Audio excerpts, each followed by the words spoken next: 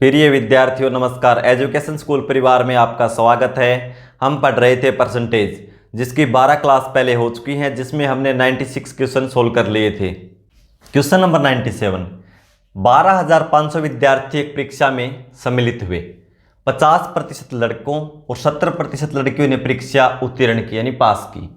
यदि उत्तीर्ण होने वाले कुल विद्यार्थियों का प्रतिशत 60% है तो परीक्षा में कितनी लड़कियां सम्मिलित हुई। ये देखो, परीक्षा में बॉय और गर्ल,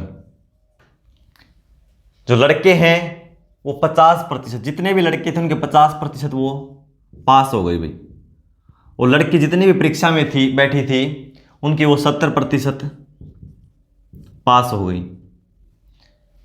तो उत्तीर्ण होने वाले कुल विद्यार्थियों का, यानी कुल विद्यार्थी हैं, कुल विद्यार्थी कितने बता रखे हैं इसमें 12,500। इसका क्या है कि कुल का 60% पास हुए, बल्कि कुल विद्यार्थियों का प्रतिशत निकालें तो 60% पास हैं। तो ये पूछा कि लड़कियों की संख्या कितनी हुई, परीक्षा में कितनी लड़कियां बैठी थी। तो टोटल वैल्यू दे रखी है 60% कुल की, तो वो हमें सेंटर में रखेंगे और इसमें एलिगेशन का नियम लगा देंगे। बड़ी संख्या में से छोटी संख्या क्रॉस करके घटा देंगे। देखो, 70 में से 60 घटाएंगे 10 और 60 में से 50 घटाएंगे 10।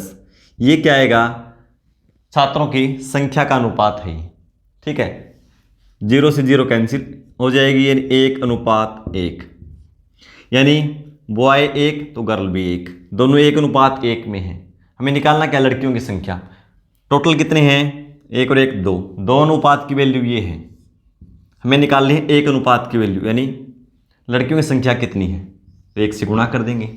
ठीक है, 2 से 6, 2 से 2, 2 से 5 और 0, यानी कितना हो जाएगा। लड़कियों की संख्या पूछे तो 6,250 और लड़कों की संख्या पूछे तो उनके भी बराबर है, क्योंकि दोनों 1:1 में है। तो 6,250 लड़कियां उस एग्जाम में बैठी थी। Option D. Question number 98। एक शहर की जनसंख्या 8,000 थी। एक वर्ष में पुरुषों की संख्या में 10% तथा महिलाओं की संख्या में 8% बढ़ जाती है। तो पुरुषों की संख्या 10% बढ़ती है और महिलाओं की संख्या 8%। देखो, पुरुष कितने बढ़े एक साल में, 8%, और महिला,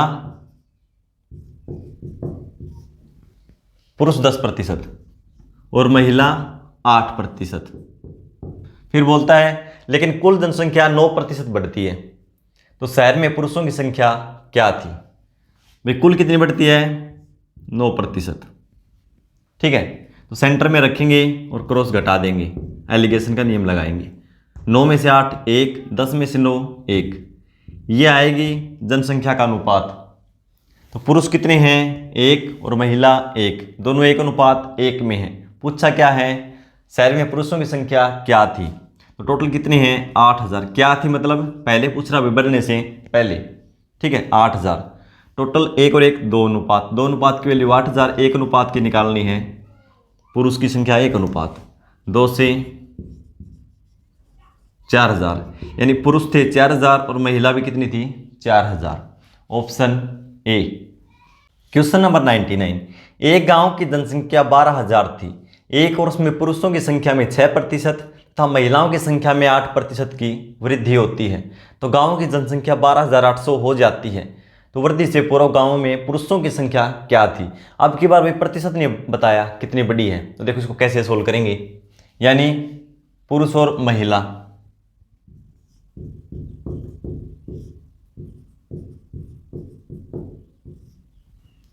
प्रतिशत में क्या बता रखा है, इसको 8% की और इसमें 6% की। और जनसंख्या पहले कितनी थी, 12,000, और अब कितनी हो गई, 12,800। ठीक है, यानी पहले थी 12,000, यहां लिख लो 12,000,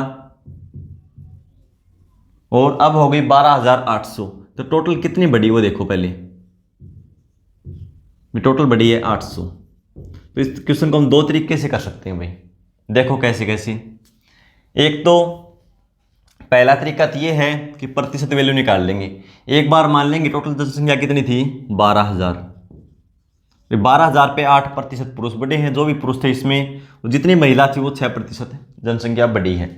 कुल जनसंख्या बढ़ी 800, प्रतिशत वैल्यू निकाल लेंगे एक बार तो, ठीक है। देखो मान लो सभी पुरुष हैं 12,000, टोटल क्या है पुरुष 12,000, तो 12,000 का 8% निकालेंगे कितना हो जाएगा, 12,000 का 8% निकालेंगे तो देखो कितना आएगा,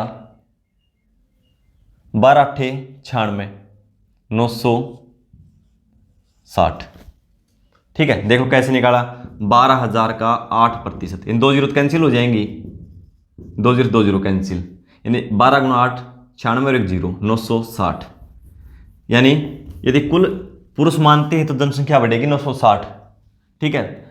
और कुल महिला मानने वाले 12,000 महिला है, तो प्रतिशत निकाले 6 इसका तो कितना हो जाएगा, 2 जीरो कैंसिल हो जाएंगे, 12 6 72, यानी 720 बढ़ेगी जनसंख्या। लेकिन न तो 960 बढ़ी जनसंख्या, न ही 720 बढ़ी कितनी है 800, तो बीच में रखेंगे 800 को, ठीक है। बड़ी वैल्यू में से बड़ी छोटी वैल्यू घटा दो, 800 में 720 घटाएंगे 80, 960 में से 800 घटाएंगे 160, अनुपात निकालेंगे 80 से 1 और 80 से 160 दो बार में 1:2, ये जनसंख्या का अनुपात आएगा। तो देखो कुल कितने थे 12,000, अनुपात में कितने हैं 1 और 2 3 अनुपात की वैल्यू 12,000, 1 अनुपात की वैल्यू निकालेंगे 3 से भाग दे दो, यानी 1 अनुपात की वैल्यू कितनी आ जाएगी 4,000। पूछा क्या है, पुरुषों की संख्या कितनी थी पहले, बढ़ने से पहले गांव में पुरुषों की संख्या क्या थी, वृद्धि से पहले ही पूछ रखा है। तो पुरुष देखो कितने थे 1 और महिला कितनी है 2, ये हमने उल्टा लिख दिया, यानी ये क्या था 6% पुरुष थे और ये महिला थी, ठीक है। यहाँ चेंज कर दो, यहाँ महिला कर दो और यहाँ पुरुष कर दो, कोई बात नहीं, ठीक है।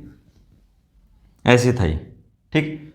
1:2, टोटल कितने हैं 3 की वैल्यू 12,000, 1 की वैल्यू 4,000, 1 की वैल्यू 4,000। पूछा क्या पुरुष कितने हैं अनुपात में 2, तो 2 अनुपात की वैल्यू कितनी हो जाएगी, इसको 4,000 से गुणा कर दो, कितना हो जाएगा 8,000, ठीक है।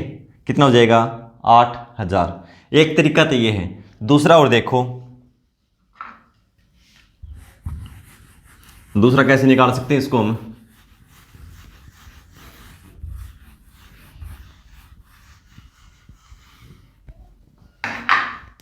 अब की बार ठीक लिख लेते हैं, पहले पुरुष और फिर महिला। पुरुष की जनसंख्या में 6% और महिला की जनसंख्या में 8% वृद्धि होती है। पहला तो हमने इसका वैल्यू निकाल के निकाला, अब की बार प्रतिशत से निकालेंगे, 6% 8%, कुल कितनी बढ़ी ये देखो भाई, कुल बढ़ी कितनी है 800 और किसके ऊपर बढ़ी है 12,000 पे, तो इसका प्रतिशत वैल्यू निकाल लेंगे, यानी 800, यानी 800 और 800 कुल कितने पे बढ़ी है 12,000 पे, 800 बढ़ी है ना और 12,000 पे बढ़ी है, प्रतिशत के लिए गुणा में 100, 2 जीरो से 2 जीरो कैंसिल, 8 से 15 8 120 और 5 से 20 और 5 से 3, यानी कुल बढ़ी है 20/3%।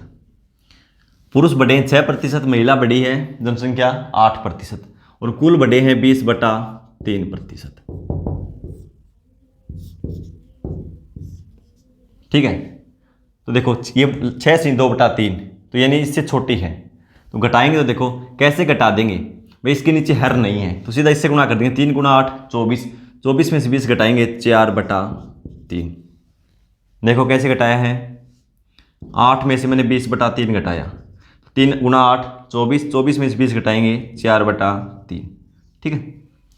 फिर देखो 6 इसमें से घटा देंगे क्योंकि 6 से ये बड़ी है, तो 6 तिये 18, 20 में से 18 घटाएंगे 2/3, इसका रेशियो कर देंगे, 3 से 3 कैंसिल, 2 से 2 और 2 से 1, 2:1, तो 2 और 1 3 अनुपात की वैल्यू कितनी है टोटल जनसंख्या, ये जनसंख्या है 12,000, 1 अनुपात की वैल्यू 3 से भाग कर देंगे, पूछा है पुरुषों की संख्या तो गुणा में 2, 3 से 4,000 और 4 गुणा 2 8,000।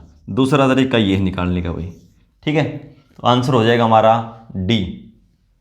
क्वेश्चन नंबर 100, 1,500 रुपये की धनराशि का कुछ भाग साधारण ब्याज की 10% वार्षिक दर से तथा शेष 7% वार्षिक दर से उधार दिया जाता है।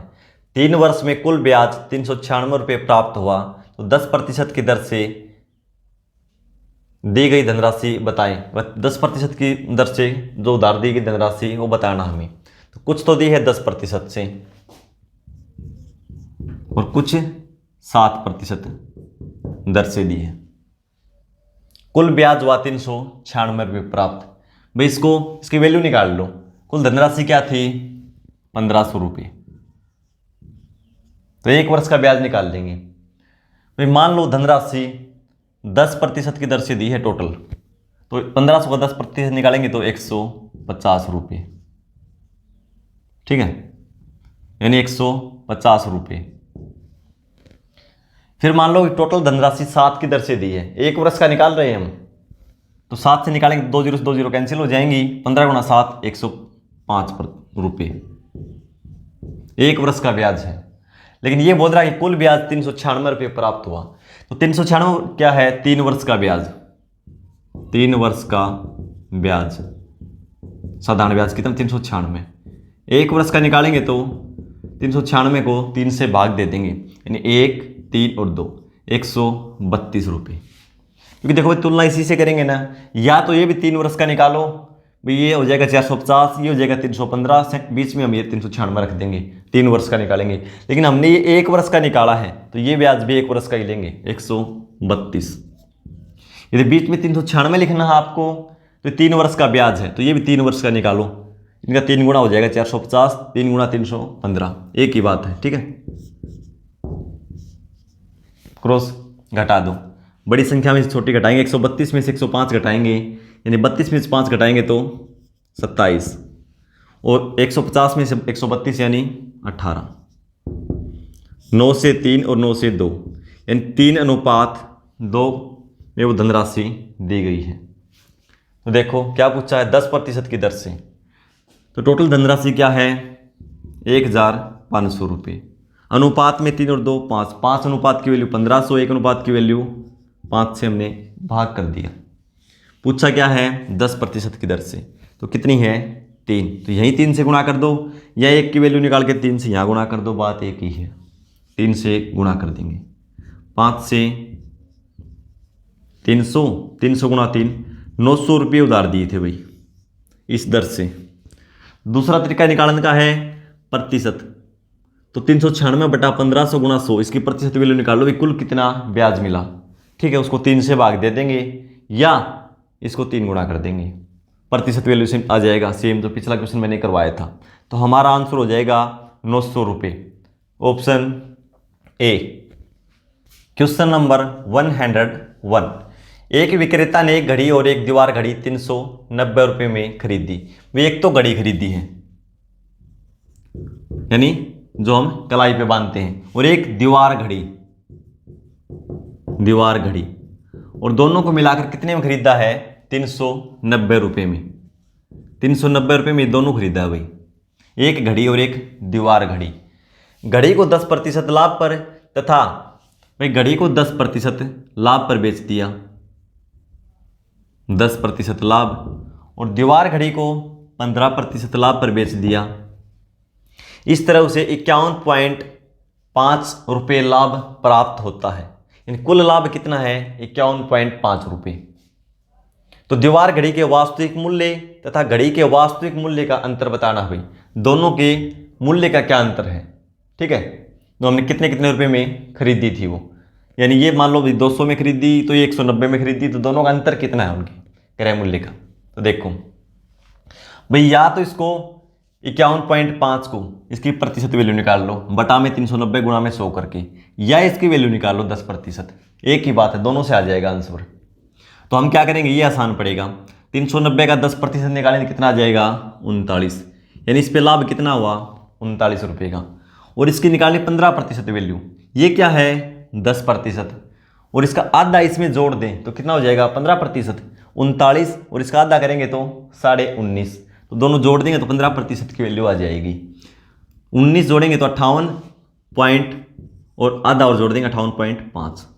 क्या किया? 10% वैल्यू निकाली 39, 15% निकालनी है। मान लो मैं 20% निकालनी होती तो इसका दुगुना कर देते, लेकिन 15% निकालनी है तो इसका हमने आधा कर दिया और इसी में जोड़ दिया, तो कितना हो गया 15%। ये बोलता है भाई 10% पे इस घड़ी को बेचता, टोटल मान लो भाई 390 रुपये की घड़ी है ये, और 10% पे बेचता तो लाभ कितना होता 39 रुपये। फिर मान लिया हमने 390 की दीवार घड़ी थी, उसको 15% लाभ पर बेचा तो लाभ हुआ 58.5 रुपये। लेकिन बोलता लाभ हुआ है 51.5 रुपये, तो बीच में रखेंगे। अब जो भी अनुपात आएगा वो घड़ी के क्रय मूल्य एंड कॉस्ट प्राइस का आ जाएगा। 0.5 से 0.5 कैंसिल हो जाएगा, तो कितना बचेगा यहाँ पे 7। ठीक है, यहाँ देखो यहाँ कितना बचेगा, 0.5 को भूल जाओ एक बार, बाद में लगा देना। 51 में से 39 घटाएंगे तो कितना बचेगा 12। अब पॉइंट लगा दूँ 5। ठीक है, पॉइंट हटा देंगे दोनों तरफ, 10 से गुणा कर देंगे, यानी इसको 10 से गुणा करेंगे पॉइंट हट जाएगा और ये ऐसे हो जाएगा। अब इसको कैंसिल करेंगे, किससे कैंसिल होगा भाई, ये 5 से। 5 से करेंगे तो 14 गुणा 5 17 होता है, और 5 से 25 गुणा 5, ये उनके कॉस्ट प्राइस यानी सीपी का अनुपात है 14:25। पूछा भी वैल्यू निकालनी होती तो यहाँ निकाल देते, अंतर पूछा है। कुल मूल्य दे रखा है 390 रुपये में खरीदी थी, 14 और 25 क्या हो गया 39। कुल मूल्य क्या है अनुपात में 39 और वैल्यू क्या है 390, तो एक अनुपात की वैल्यू क्या हो जाएगी 10। पूछा क्या है भाई, इसका मूल्य निकालना होता तो इसको 10 से गुणा कर दो, इसका मूल्य निकालना है तो इसको 10 से गुणा कर दो। पूछा क्या है कि इन दोनों का अंतर कितना है मूल्य का, तो ये अंतर ही निकाल दो ना सीधा। 14 और 25 का अंतर करेंगे तो 11 अनुपात, एक अनुपात की वैल्यू 10, 11 के 10 से गुणा कर देंगे कितना हो जाएगा, इनके दोनों के मूल्य का अंतर है 110 रुपये। भाई हम इसका निकालेंगे 140, इसका निकालेंगे 250, दोनों को घटाएंगे फिर भी सीधा अनुपात ही घटा दो, ज़्यादा हमें टाइम नहीं लगेगा इससे। ठीक है, तो हमारा आंसर हो जाएगा उनके दोनों के घड़ी के मूल्यों का अंतर है 110 रुपये, ऑप्शन बी। क्वेश्चन नंबर 102, छात्रों के एक समूह में 70% छात्र अंग्रेजी और 65% छात्र हिंदी बोल सकते हैं। भाई देखो छात्रों का एक समूह है, उसमें अंग्रेजी और हिंदी बोल सकते हैं छात्र। कितना बताया है 70% छात्र अंग्रेजी और 65% छात्र हिंदी बोल सकते हैं। 27% छात्र दोनों में से कोई भी भाषा नहीं बोल सकते, न तो हिंदी जानते हो न ही इंग्लिश जानते। तो कितने प्रतिशत छात्र दोनों भाषाएं बोल सकते हैं, तो देखो कैसे निकालेंगे, दोनों भाषा वाले हमें निकालने हैं। बिल्कुल सिंपल है, एक बार समझ लोगे तो आप दोनों तरीके से बता दूंगा आपको, ऐसे ही बता दूंगा सिंपल और डायग्राम बना के भी बता दूंगा। तो देखो 70% हैं, ठीक है, मान लो 70, कुल विद्यार्थी मान लिया 100, ऐसे क्वेश्चन आए 100 ही मानने, मान लो 100 है, 100 में से 70 क्या है अंग्रेजी बोल सकते हैं और 100 में से 65 हिंदी भी बोल सकते हैं, हमने जोड़ दिया। ये तो 100 से ज़्यादा हो गई, लेकिन कुल तो 100 ही है। इसका मतलब क्या है, कुछ विद्यार्थी ऐसे भी हैं जो अंग्रेजी जानते हैं वो हिंदी भी जानते हैं, जो हिंदी जानते हैं वो अंग्रेजी भी जानते हैं। ठीक है, ये क्या है अलग अलग, 70 हिंदी बोल सकते हैं और 70 अंग्रेजी और 65 हिंदी, ठीक है, अलग अलग। और कुछ विद्यार्थी इसमें कॉमन भी हैं। देखो कुल विद्यार्थी कितने हैं 100, ठीक है, 100 में से क्या बताया 27% छात्र दोनों में से कोई भाषा नहीं जानते। 27% का मतलब 27 कोई भी भाषा नहीं जानते। टोटल कितनी है 100 में से मैं 27 घटा दूं तो इसका मतलब क्या हुआ, जो भी छात्र हैं यानी कितने बचेंगे 73। तो 73 छात्र ऐसे हैं जो कम से कम एक भाषा जानते हैं। ठीक है, 100 में से 27 घटा देंगे, क्यों घटाया, क्योंकि 27 तो वे छात्र हैं जो कौन सी भी भाषा नहीं जानते, तो ये मैंने घटा दिया। जानने वाले कुल कितने हैं, 100 में से 27 घटाएंगे तो 73। ठीक है, ये जोड़ो 70 और 60 130 और 5 135, 135। लेकिन जानने वाले कुल विद्यार्थी तो 73 हैं, तो इसका मतलब क्या हुआ कि कुछ विद्यार्थी दोनों भाषाएं भी जानते हैं। तो इसमें से घटा देंगे तो दोनों जानने वाले आ जाएंगे। तो घटाओ इसमें से 5 में से 3 2, 13 में 7 गए 6, यानी 62% विद्यार्थी ऐसे हैं जो दोनों भाषाएं जानते हैं। ठीक है, वेन डायग्राम से देखो एक बार, वेन आरेख ऐसे ही। ये कौन से हैं? भाषा जानने वाले, जो भाषा को जानते हैं। ये मान लो अंग्रेजी है और ये हिंदी है। क्या बताया? 70% अंग्रेजी बोलते हैं, तो 62 और 8% मैं यहाँ लिख दूँ। तो देखो 62 और 8 कितने हो गए? 70। हिंदी जानने वाले कितने हैं? 65। तो हिंदी में ये भी है 62 और 3% अलग है। ठीक है। अब ये पूछ ले, केवल हिंदी जानने वाले, केवल जो हिंदी को जानते हो तो कितने प्रतिशत हैं? 3%। केवल अंग्रेजी जानने वाले 8%। दोनों भाषा जानने वाले 62%। ठीक है। और ये शुरू में बताया दिया था भी 27% ऐसे लोग भी हैं जो कौन सी भाषा भी नहीं जानते। ये दूसरा तरीका है। ठीक है। तो हमारा आंसर हो जाएगा ऑप्शन डी। Question number 103। एक विद्यालय में 40% छात्र फुटबॉल तथा 50% छात्र क्रिकेट खेलते हैं। यदि 18% छात्र कोई खेल नहीं खेलते हैं तो कितने प्रतिशत छात्र दोनों खेल खेलते हैं? तो ये देखो क्या बताया इसमें, फुटबॉल और क्रिकेट, यानी फुटबॉल F से, क्रिकेट C से। फुटबॉल खेलते हैं 40% और क्रिकेट खेलते हैं 50%।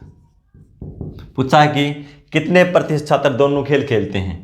दोनों खेल खेलने वाले, दोनों खेल जोड़ देंगे इनको, 40 और 50। टोटल है यूं मान लो 100 विद्यार्थी, 100 ही मानने हैं हमें। ठीक है, टोटल 100 है। 100 में से कितने विद्यार्थी? 18% छात्र कुछ कोई भी खेल नहीं खेलते, ना तो फुटबॉल खेलते ना ही क्रिकेट खेलते। तो मैंने 100 में से 18 घटा दिया, या अलग से कर सकते हो ये। ठीक है, 100 में से 18 घटा दिया, इसका मतलब कितना बचा? 82। भाई 82% छात्र है ना, वो कोई ना कोई खेल जरूर खेलते हैं। या तो कोई तो खेलता होगा फुटबॉल या खेलता होगा क्रिकेट, यानी 82% छात्र ही खेलते हैं। इसका कहने का मतलब क्या है? कुल 82% छात्र हैं वो खेलते हैं। भाई प्रतिशत हम लास्ट में लगा देंगे। ठीक है, प्रतिशत कितने हैं? 82। खेलने वाले 82% छात्र ऐसे हैं जो कोई ना कोई खेल खेलते हैं। खेलने वाले टोटल 82 हैं, लेकिन ये क्या बोलता है टोटल कितने हैं? 40 और 50 90। इसका मतलब क्या हुआ? कुछ विद्यार्थी 2 बार काउंट हो रखे हैं, यानी 2 खेल खेलते हैं। तो क्या करेंगे? 90 में से 82 घटा देंगे, कितना बचेगा? 8%। कितना बचेगा? 8%। यानी 8% छात्र ऐसे हैं जो दोनों खेल खेलते हैं।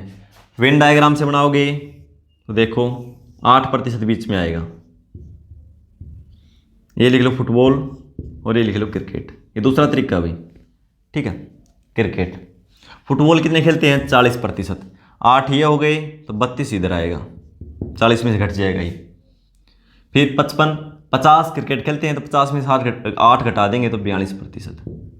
अब ये पूछे केवल फुटबॉल खेलने वाले तो 32%, केवल क्रिकेट खेलने वाले 42%, दोनों खेल खेलने वाले 8%। तो हमारा आंसर क्या हो जाएगा? Option D. Question number 104। एक कक्षा में 72% छात्र जीव विज्ञान तथा 44% छात्र गणित का चयन करते हैं। यदि प्रत्येक छात्र ने जीव विज्ञान तथा गणित में से कम एक विषय लिया हो और 40 छात्रों ने दोनों विषय लिए हों तो कक्षा में कुल कितने छात्र हैं? इस क्वेश्चन को सोल्व करके आंसर कमेंट बॉक्स में लिखेंगे। मिलते हैं अगली क्लास में। धन्यवाद।